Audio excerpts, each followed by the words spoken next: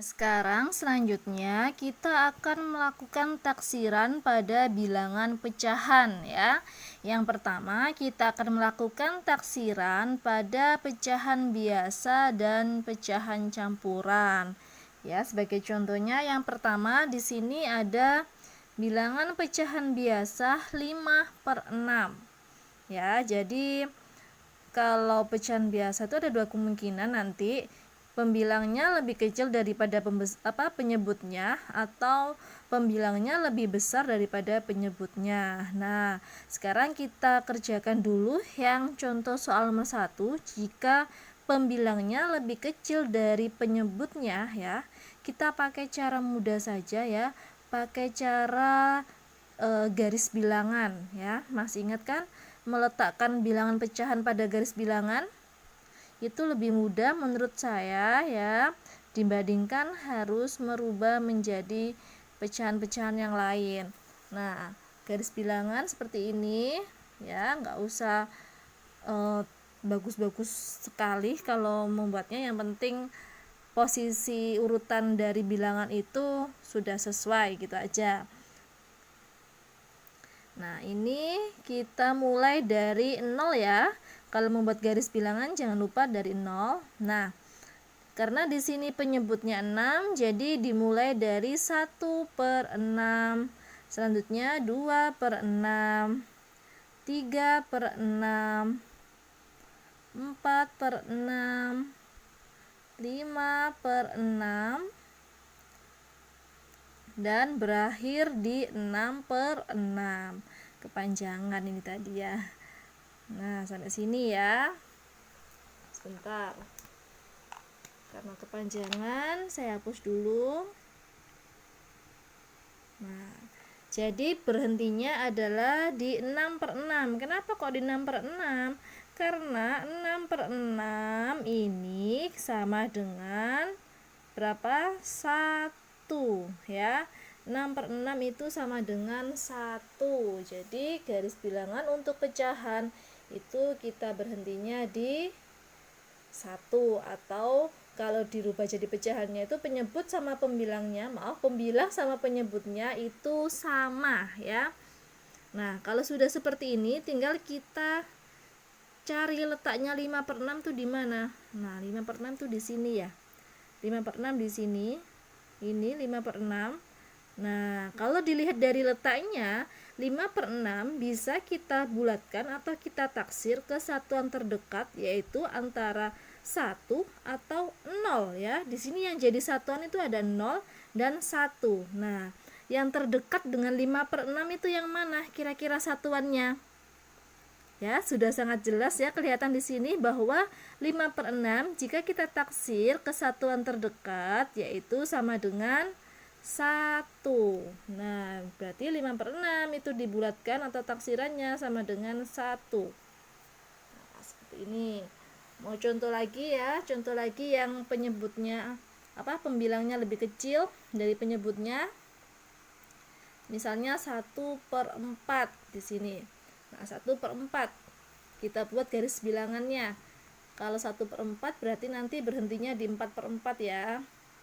4/4, mundur deh dari belakang. 3/4, 2/4, 1/4, dan 0. Nah, kita cari 1/4, posisinya ada di sini.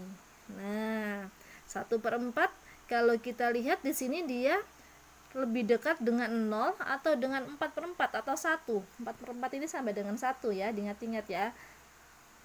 Ya, jika pembilang sama penyebutnya itu sama, berapapun itu angkanya, dia sama dengan 1 ya, diingat-ingat ya. Nah, kembali lagi ke 1/4. Kita lihat, kita taksir ya. 1/4 ini lebih dekatnya dengan yang mana? 0 apa 1? Lebih dekatnya dengan 0 ya. Jadi untuk taksiran 1/4 itu sama dengan mana? Ini 0. Nah, seperti itu. Mudah kan kalau pakai cara garis bilangan? Tinggal gambar garis terus kita letakkan urutannya dari 0 penyebutnya disesuaikan ya. Kalau 1/6 kalau per 6 berarti dimulai dari 1/6, 2/6 sampai terakhirnya yaitu pembilang dan penyebutnya harus sama, karena itu sama dengan 1 nilainya, baru boleh berhenti. Mudah kan ya? Untuk cara yang pecahan biasa jika pembilangnya lebih kecil dari penyebutnya, langsung pakai garis bilangan. Nah, sekarang kita soal yang selanjutnya ya, yaitu 13/5. 13/5 di sini itu dia lebih besar penyebutnya, pembilangnya, maaf ya, harus diingat-ingat ini juga buat kalian, pembilang yang atas, penyebut yang bawah ya. Bu Ani ulang lagi, 13/5 itu pembilangnya lebih besar dari 5, jadi bisa kita rubah dulu menjadi pecahan campuran ya. Dirubah menjadi pecahan campuran ya. Nggak bisa garis bilangan seperti ini langsung, karena ini hanya berlaku untuk yang pembilangnya itu lebih kecil dari penyebutnya. Nah, sekarang kita kembali lagi ke soal ini, 13/5 harus kita rubah jadi pecahan campuran. Masih ingat kan cara merubah pecahan biasa menjadi pecahan campuran? Ya, 13/5 itu sama dengan 13 dibagi 5.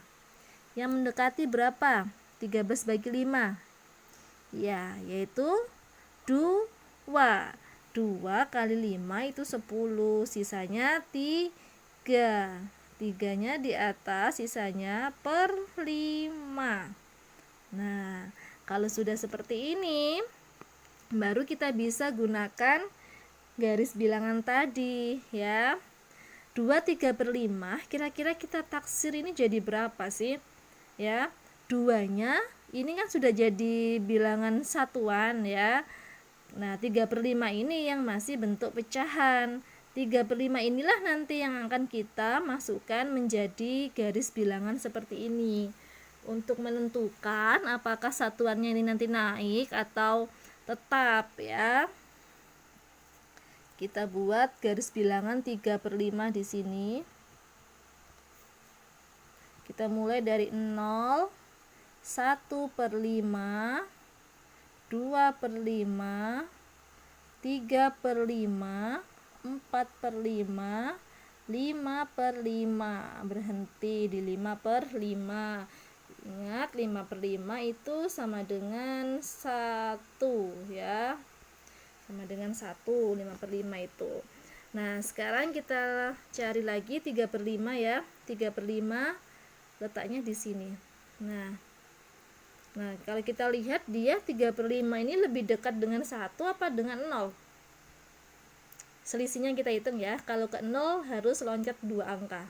Tapi kalau ke 1 hanya loncat 1 angka. Berarti lebih dekat dengan 1. Kalau begitu, 3/5 ini taksirannya dia naik menjadi, sebentar, yang tadi satuannya ditulis tetap 2, 3/5 nya menjadi 1, karena 3/5 lebih dekat dengan 1, hasilnya sama dengan 3 ya. Jadi 2/3/5 itu jika ditaksir sama dengan 3.